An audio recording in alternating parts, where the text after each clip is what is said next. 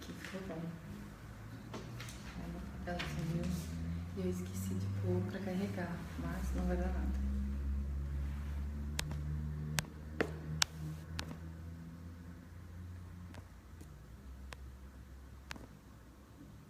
Ó. Não, tem gente ao vivo. Boa noite, gente. Eu estou aqui já, como prometido, com o Dr. Luiz Henrique Bernardes para responder algumas dúvidas de vocês. Eu não vou esperar todo mundo entrar. Aí depois, quem for aguardando, quem for entrando, aperta play de novo para começar, tá bom? E para todo mundo que está me perguntando sobre a minha cirurgia e tal, já vou deixar explicado que acabou de subir no blog um post contando sobre a minha escolha da prótese, o tamanho que eu coloquei. Então já entra lá e já vai vendo tudo e qualquer dúvida pode ir mandando aqui, já vai compartilhando com as amigas, já vai chamando todo mundo para ver, que o Dr. Luiz já vai começar a responder. Então, boa noite, Luiz. Boa noite, Camila. Ó, a primeira pergunta que todo mundo não parou de me perguntar, ainda mais quando eu falei que eu coloquei uma prótese, que ela era de chip. Aí o Luiz vai explicar para vocês o que é a diferença dela com as outras próteses. Bom, Camila, na verdade todo mundo fica com uma dúvida muito grande em relação ao que é esse chip que vem na prótese, né? Já há muitos anos eles querem fazer algumas inovações na prótese. Essa prótese da Motiva, ela tem um envoltório diferente. Eles falam que a maneira de produzir a prótese é diferente e eles buscavam alguma inovação. Então se criou esse chip da prótese, que nada mais é para a identificação da prótese. Não é um chip para seguir paciente, para identificar paciente, não. Ele é próprio da prótese. Ele só leva naquele chip dele uma identificação do número de série, da validade dessa prótese e da fabricação. Então esse chip não interfere em nada, a pessoa pode fazer ressonância magnética, ele não é um chip metálico que vai interferir em alguma coisa, ele só vai dar informações mesmo, porque dependendo da prótese, você coloca uma prótese aí 5, 10 anos, você perde o cartão e você não tem como informar o médico qual o tamanho da prótese, qual o modelo, nesse caso isso já não acontece, já vem a identificação dentro da prótese, dentro desse chip, para você saber que através de um aparelho que se faz, você já detecta qual prótese que é aquela, qual que é a origem dela e o número de série. E outra dúvida frequente que todo mundo tem, depois que você coloca a prótese, ela é o quê? A gente troca ela com quanto tempo? Se ela é vitalícia? Como que é isso? Isso também é uma pergunta muito interessante que a gente vê no consultório. Por quê? Porque essa questão de vitalícia é uma coisa a se considerar. Então, as próteses antigas, elas tinham o tempo certo de validade delas dentro do organismo. Por quê? Porque as próteses antigas, a gente fala antigas de mais de 7, 8 anos para trás, essas próteses elas tinham a obrigação de ser trocadas a cada 10 anos, porque o envoltório dela era mais fraco e o gel de silicone lá dentro era muito líquido. Com isso, se recomendava a nível de população geral que tinha colocado a prótese, a cada 10 anos trocar as próteses. Essas próteses novas não. Melhorou muito a qualidade da prótese, esse gel ele é muito viscoso, ele não é um gel líquido, então se por qualquer intercorrência ele extravasar, ele não vai sair do conteúdo da prótese. Com isso não existe essa obrigação de troca mais com 10 anos. No entanto, a gente tem que lembrar que cada pessoa é uma pessoa. Então pode ser que alguém venha precisar trocar com 10 anos, pode ser que alguém precise trocar essa prótese com 10 anos, com 15 anos, com 20 anos. Então, na verdade, é mais um segmento que se faz a longo prazo de cada paciente e cada paciente vai ter uma data de troca. Já não existe mais aquela questão de ter que todos os pacientes trocar com 10 anos. Então, ela é vitalícia em termos, ou seja, a garantia dela que é uma garantia vitalícia, ou seja, te garante até 10 anos, a partir daí te dá um suporte em relação à prótese, mas você pode ser possível trocar com 10, com 15 ou com 20 anos, mas não obrigatoriamente como as próteses antigas. E quando a gente vai trocar a prótese, geralmente você indica trocar por maior ou por menor? Essa pergunta também é interessante, né, Camila? Porque o que a gente vê hoje em dia, assim, é muito, pela lógica, você trocaria para uma prótese maior. Só que vai depender muito desse prazo. Então, vamos imaginar que você queira trocar a sua prótese daqui 20 anos. Essa prótese sua ela vai estar normal, uma prótese boa, de qualidade boa, mas a sua mão não mudou. a sua pele também mudou. Nesse período você pode ter tido mais filhos, então isso é que vai determinar o tamanho da prótese. Por que eu falei isso? Porque é muito comum hoje em dia as pacientes voltarem daí a 15 anos querendo uma prótese menor, porém com uma suspensão da mama. Então elas querem uma mama que seja um pouco mais confortável a nível de tamanho, mas elas querem levantar. Então às vezes você não vai fazer somente a troca de uma prótese.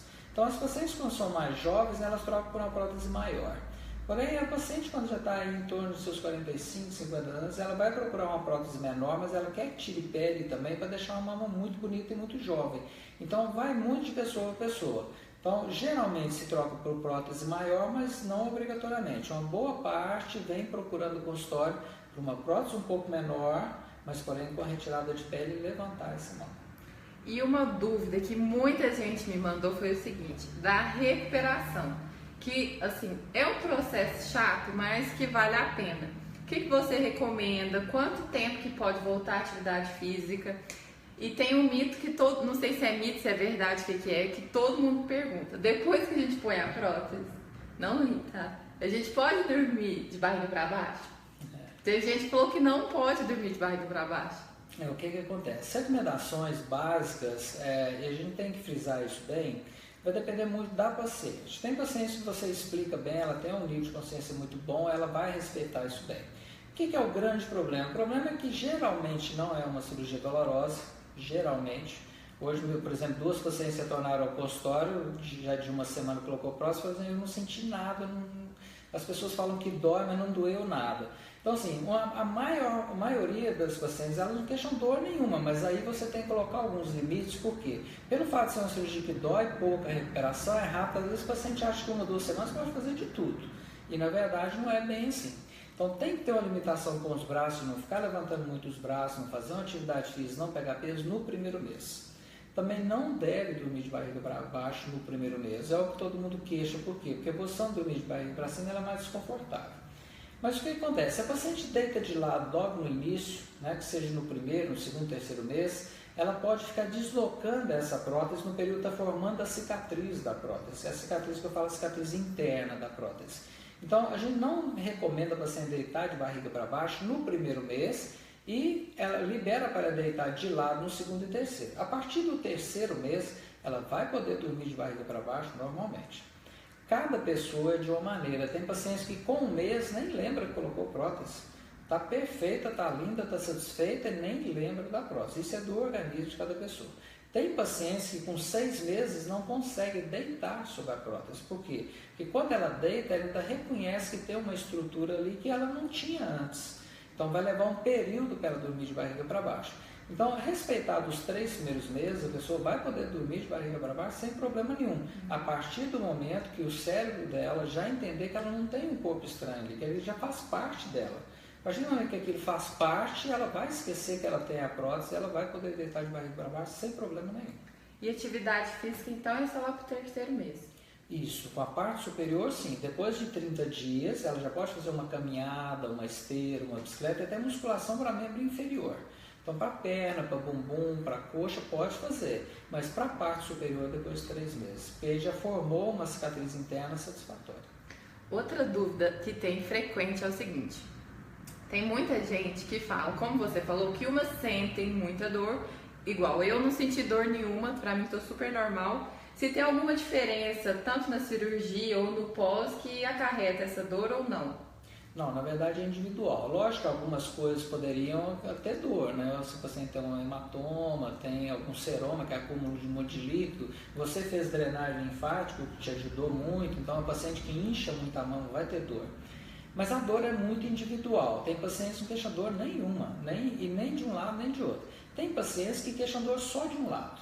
Isso é normal, é explicado anatomicamente que um lado do corpo é muito mais sensível do que o outro. Então tem pacientes que chegam e falam assim, uma mama eu não senti nada, não teve nada, perfeito, a outra ardeu, a outra queimou, deu pontado, deu fincado, o mamilo ficou mais sensível. Isso é muito comum. O fato de uma mama doer e a outra não significa que tem nada de errado. É mais do organismo de cada pessoa. Tem pessoas que queixam mais dor, tem pessoas que às vezes perdem a sensibilidade temporariamente, outras ficam muito ativas a sensibilidade. mas é muito de pessoa a pessoa. A grande maioria realmente não sente dor, ou sente uma pontada, ou fincada de um lado, ou sente um desconforto pelo inchaço. Por isso a gente recomenda as drenagens linfáticas. E tem alguma assim, questão de colocar por trás ou pela frente do músculo?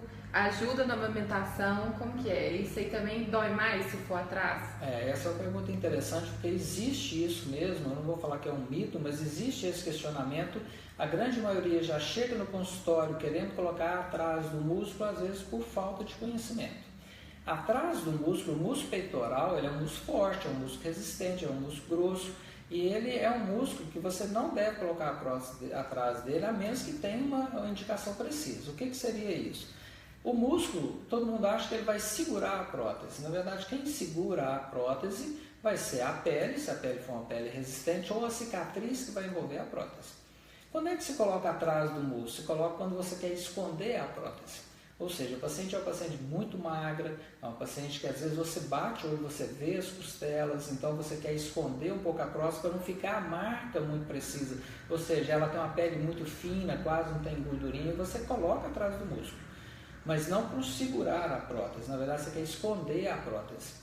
Atrás do músculo dói mesmo, dói bastante, porque o músculo ele é um músculo muito forte, ele não aceita simplesmente a prótese, você tem que cortar uma parte do músculo para aceitar, e isso vai gerar uma dor pós-operatória significativa. Então, na verdade, 95% das pacientes a gente coloca à frente do músculo. São pacientes que têm uma pele boa, que têm uma gordurinha que protege essa pele, que têm uma musculatura boa, mas que têm ainda uma mama a ser preenchida, mas sem ser uma paciente extremamente magra, a grande maioria é colocada à frente do músculo, porque a gente sabe que o músculo não segura a prótese.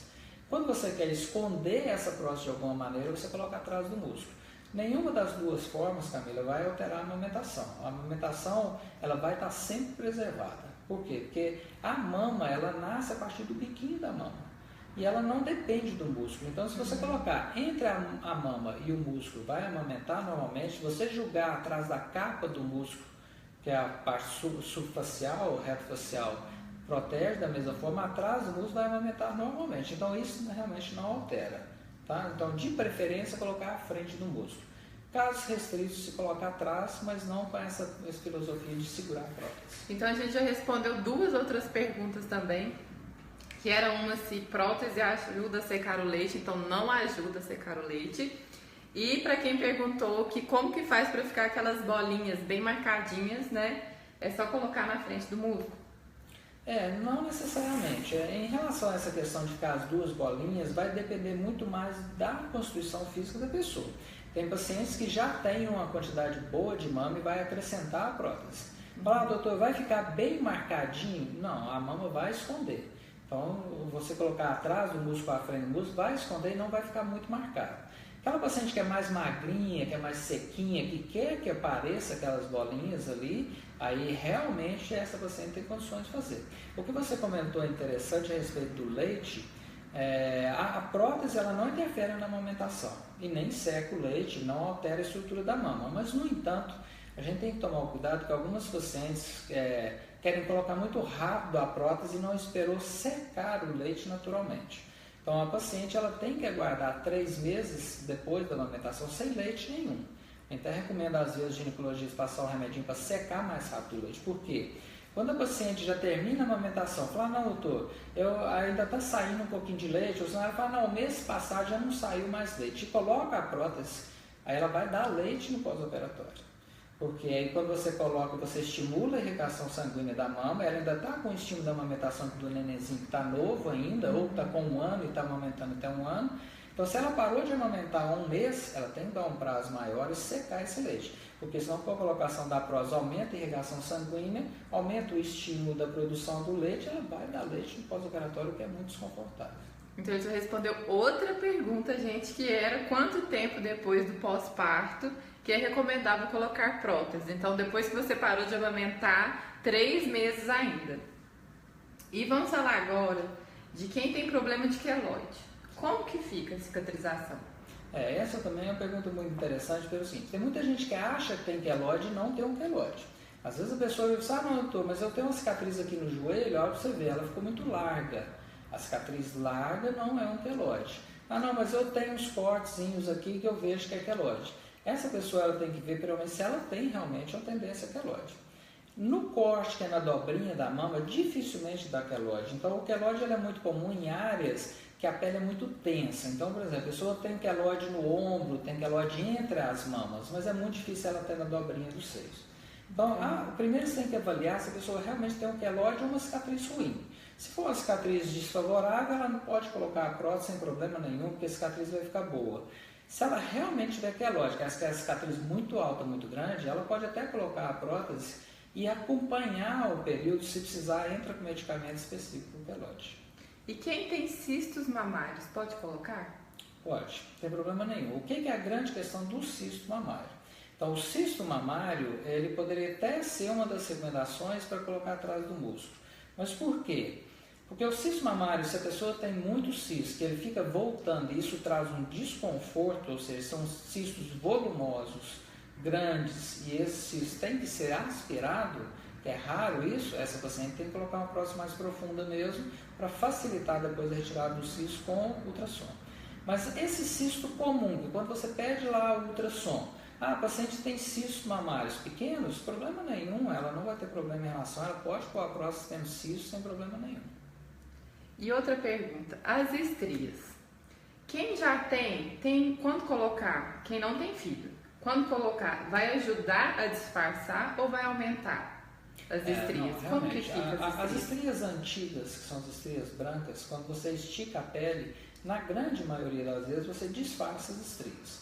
Por quê? Porque aquela estria que ela é mais antiga, mais larga, ela fica muito feia no início, quando você expande, você estica a pele, ela disfarça.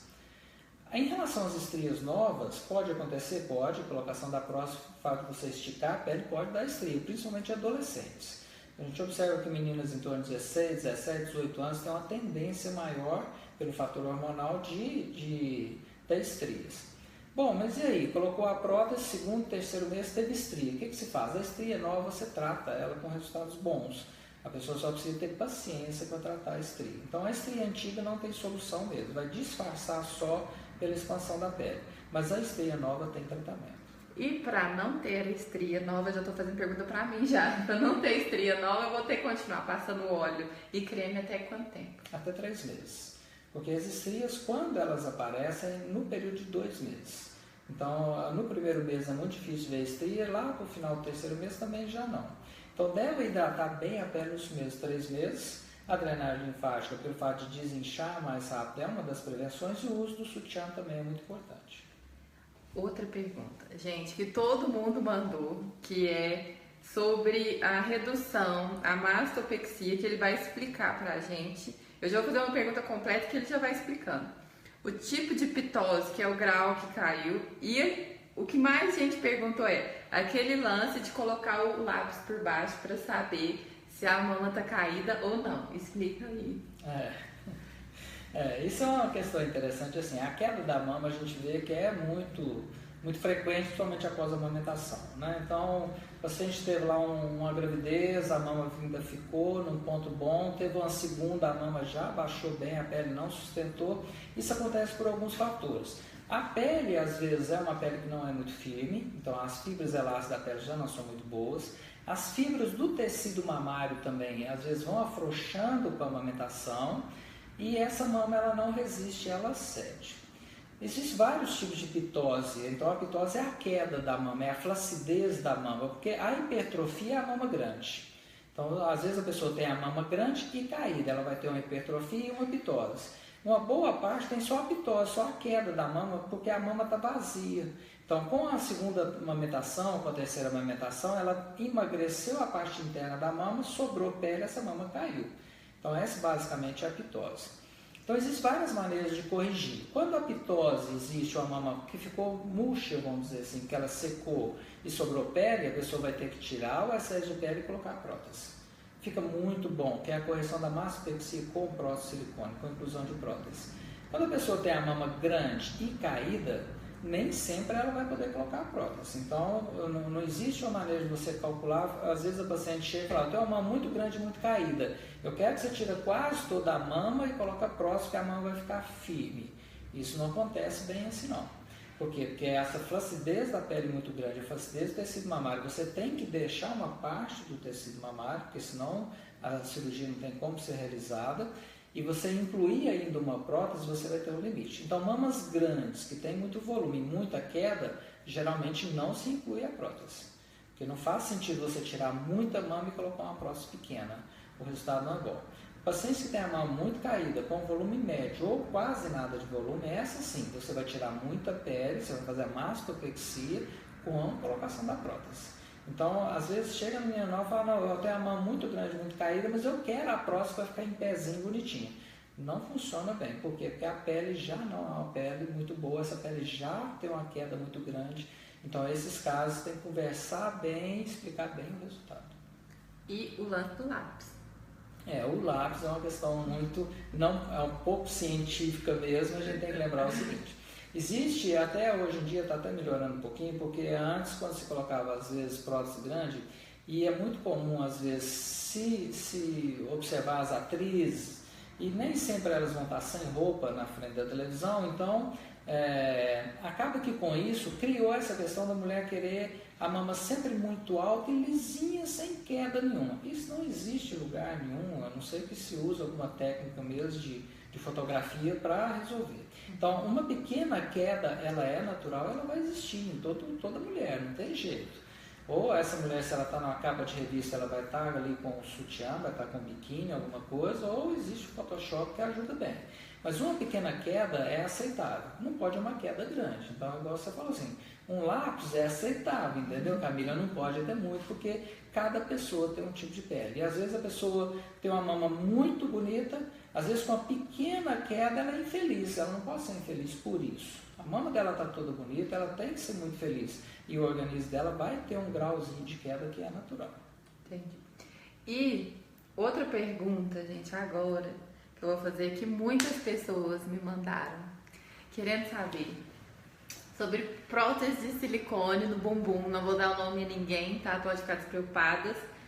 Querendo saber se você faz, como que é o pós-operatório, porque é uma dúvida muito frequente, que eu acho que quase ninguém fala sobre isso, né? Isso é interessante, Camila, porque assim, a gente tem que levar em consideração que, igual nós conversamos desde o início, cada corpo é um corpo. Então, às vezes a paciente chega e fala assim, eu quero colocar a prótese do bumbum. Ótimo, vamos avaliar primeiro. Né? Por quê? Porque nem sempre é a melhor opção. Então, você tem que avaliar para aquela pessoa que quer a melhor opção. Por quê? Porque às vezes a lipoescultura vai ser uma opção muito melhor, com risco muito menor. Porque às vezes ela tem gordurinha na cintura, ela tem um culotezinho, ela tem um abdômen que você tira essa gordura, em vez de você jogar fora, você implanta na região do bumbum. Você está tirando um produto que é dela, que ela não vai ter rejeição nenhuma para você implantar. Ah, mas aí a gordura absorve 100%?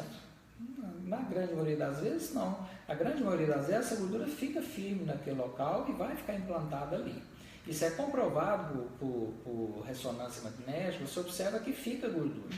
Então, com isso, a primeira opção seria essa, que ela é mais segura, com resultado estético melhor e mais natural, mas para aquela pessoa que tem a gordura para ser implantada. Bom, a paciente não tem solução, ela não tem gordura nenhuma, ela só tem a solução. Ela só tem a solução da prótese do bumbum. Pode ser feito? Pode ser feito, desde que ela entenda os riscos. O que são esses riscos? Assim como o músculo peitoral é um músculo forte, por isso que a gente não põe tanta prótese abaixo do músculo peitoral, o músculo glúteo máximo, que é o do bumbum, esse é mais forte ainda. Então ele não vai aceitar uma prótese assim à toa, ele vai ter uma resistência a essa prótese. Então, às vezes a pessoa quer uma prótese muito grande com um quadril estreito, isso não vai funcionar, ela vai expulsar essa prótese. Então você tem que explicar para o paciente que a cada 5 pacientes colocar a prótese do bumbum, uma vai perder o resultado, ela vai perder a prótese. Mas é pela anatomia mesmo. Então, pode ser colocada a prótese no bumbum? Pode. Os resultados são bons para as pacientes que têm uma indicação boa. Então, não adianta generalizar. Ah, eu vou lá no Luiz Henrique e colocar uma prótese do bumbum. Vou colocar a prótese do bumbum, se a pessoa tiver uma condição boa para isso. Ah, como que é a cicatriz? É ruim? Geralmente não. O problema, a preocupação não é a cicatriz, nem tanto o resultado. É que não dá para ser feito para todo mundo. Onde que é a mão? Entre a nádega. Então você vai naquela áreazinha e posiciona a cicatriz onde fica a marquinha do biquíni. E outra coisa, o pós-operatório, não pode sentar? O que acontece? A gente tem que pensar que a pessoa ela não vai sentar no primeiro mês nessa posição que você está, puxando a coxa toda em direção ao abdômen. Então a pessoa vai sentar? Pode, vai sentar bem elegante na pontinha, ou senão no banco mais alto, isso no primeiro mês. Ela vai evitar de ficar subindo e descendo escada, ou seja, ela vai evitar de movimentos com a musculatura do bumbum. Ela vai deixar essa musculatura mais descansada possível para esse músculo não apertar e não expulsar a prótese. Depois que já fechou a cicatriz, 30 dias, fechou, tá belezinha, certinha, ela vai voltar às atividades dela normalmente e musculação depois de 3 meses. A prótese estando implantada, já não dá problema mais. Então, gente, eu já vou ficando por aqui. A gente limitou esse vídeo só a prótese de silicone. Quem sabe a gente não faz mais outros lives falando sobre lipoescultura, abdominoplastia, que são dúvidas que muitas pessoas me mandaram. E, infelizmente, não teve como eu fazer a pergunta para ele, porque o nosso tempo já está assim contadérrimo. Mas a gente vai ficando por aqui. Eu vou deixar o Dr. Luiz Henrique despedir. E quem tiver alguma dúvida, alguma coisa, gente, liga para ele, pergunta para ele. Eu já falei em outros vídeos, já falei em todos os meus posts que eu já fiz consulta com outros médicos e o que me deixou, que igual eu tô mostrando pra vocês, super confiante no Luiz, porque ele explica tudo, ele quer saber a sua opinião. Então fica aqui o meu convite a todo mundo que ainda não conhece, vir conhecer e fazer uma consulta com ele, ok? Eu agradeço a oportunidade e realmente quem tiver dúvidas pode estar ligando, pode estar vindo ao consultório, eu explico com calma. Acho que o mais importante é isso que a Camila fez. Primeiro ganhar segurança, entender bem a cirurgia, entender o repouso, né, Camila? Entendi. E aí seguir direitinho, porque realmente o resultado é muito bom. Eu acho que mais para frente, quem for tendo a oportunidade de conversar com a Camila, vai vendo que a felicidade dela é a de todas as pacientes, porque é realizar um sonho mesmo, dessa modificação, e a escolha de uma prótese adequada, eu acho que faz toda a diferença. Gente, ele foi falar em autoestima, em sonho, eu vou falar pra vocês que assim, todo mundo me falava, todo mundo que tem silicone falava comigo, o dia que você pôr, você vai ver como que é a sensação, que a sua autoestima vai lá pro céu, fica lá nas primeiras vezes que você tira o sutiã e vai vendo como que vai ficar. Gente, eu tava até falando pra ele hoje, eu não lembro de quando eu não tinha peito, eu só lembro agora quando eu tenho peito, tá? Só pra assim, quem tem dúvida, quem me mandou falando assim, eu tenho medo, eu tenho isso, eu tenho aquilo outro, gente, é super tranquilo e vale a pena. Um beijo e fiquem com Deus e até a próxima.